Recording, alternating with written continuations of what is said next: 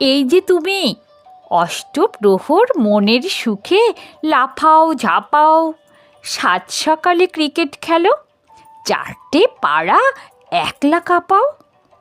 এই যে তুমি টমির লেজে ফুল ঝুরিয়ার পটকা বাঁধো, যখন তখন হাত পা ছুঁড়ে ভ্যাঁ করে বা ফুঁপিয়ে কাঁদো।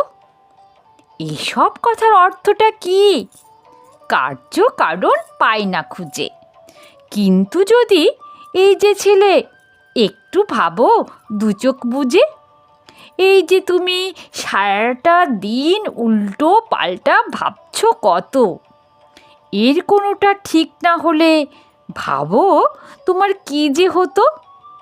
আচ্ছা ধরো কাকু তোমায় বলল এবার জন্মদিনে একখানা ব্যাট, 6টা উইকেট, আরও 2টো বল দেবেই কিনে।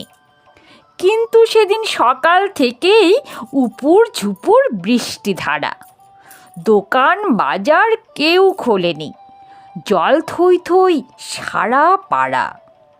কিংবা ধরো পুনায় তোমার যে মাসি আর মেশো থাকে, চিঠি লিখলো ফেলুদার শেঠ পাঠিয়ে দিচ্ছে পরের ডাকে। সকালবেলায় কাগজ খুলেই ফেটে পড়লে ভীষণ রাগে, আজকে থেকেই ধর্মঘটটা শুরু হচ্ছে ডাক বিভাগে। হয়তো তুমি ভেবেই নিলে সামনের পুজোয় কালকা মেলে বাবার সঙ্গে সিমলা যাবে ট্রেনের রিজার্ভেশন পেলে। কিন্তু হঠাৎ সন্ধেবেলা বাবা বলল মাকে ডেকে, ছুটি যখন পেলাম না আর সিমলা যাব কোথা থেকে। এরকম তো হতেই পারে। ভাবলে এবার পরীক্ষাতে যেভাবেই হোক প্রথম হবে, কষ্ট যা হোক হোক না তাতে।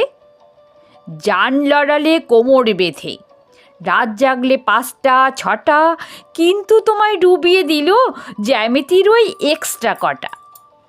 এসব থেকে একটা কথা পরিষ্কার যাচ্ছে বোঝা, খুব সোজা নয় ভাবনা এবং ফলের সামঞ্জস্য খোঁজা।